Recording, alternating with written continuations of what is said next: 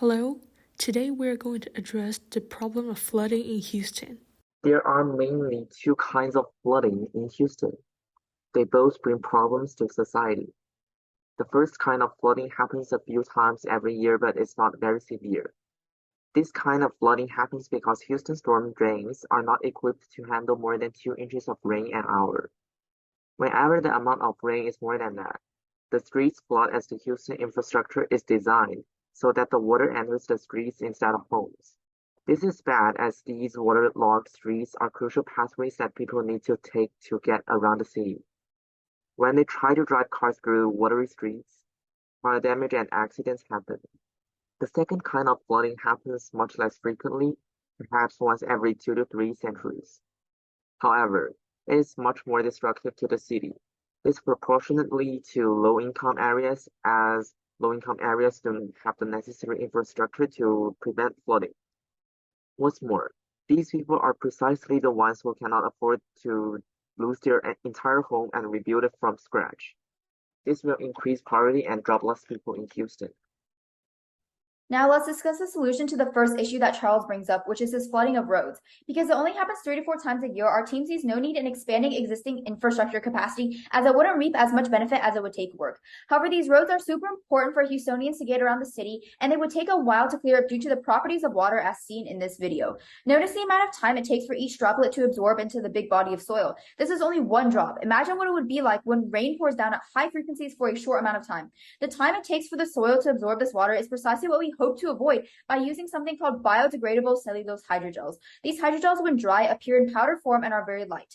However, once wet, they can carry up to 1,000 times their original weight in water. Moreover, these hydrogels can be dried and reused up to 4 times at maximum efficiency. We propose putting the powder forms of these hydrogels in permeable bags on the sides of specific roads that are prone to flooding. That way, the extra water is absorbed and these important roads still remain drivable.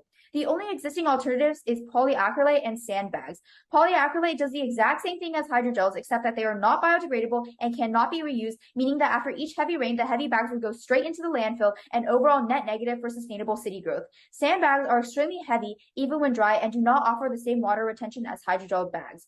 But now that we have established the effectiveness of hydrogel bags, there are a few things our team proposes to do with these wet hydrogel bags on the side of the road after rainfall has ceased.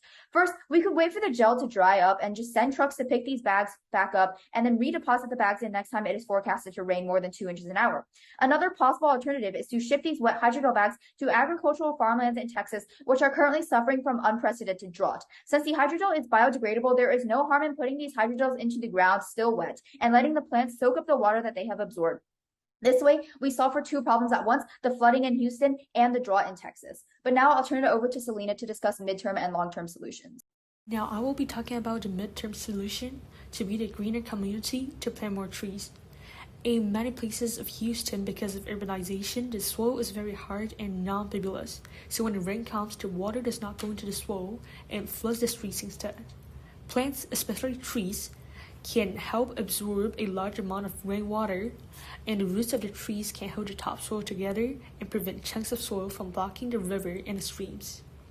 But considering the building layout of Houston is not that spread out, it's difficult to simply return to forest. So we will have green roofs for all the buildings in Houston, especially the ones in city center. Green roof absorbs and buffers storm water. So imagine in the city center when you have green roof for all the buildings, it's like covering the whole area with plants. When the rain comes, a big portion of the rain goes into the soil instead of flooding the streets. And for the long-term solution, we will be building Sponge City. Sponge City is a city that allows greater permeability in the soil for rainwater absorption. For example, in the 2 photos, the main part of the city is a river, and all of the other things goes around surrounding the river. It can help increase infiltration, detention, storage, treatment, and the drainage of the water. At the same time, it mitigates urban development's impact on hydrology and ecosystem, making the city close to nature. It's like a win-win solution, but only down point is like given how Houston is like now, it's hard to turn it into a sponge city in a short time. But we believe that the green roofs are going to be the first step, and step by step, little by little, we can make Houston a green, environmentally friendly sponge city, and we'll never have to suffer from floods again.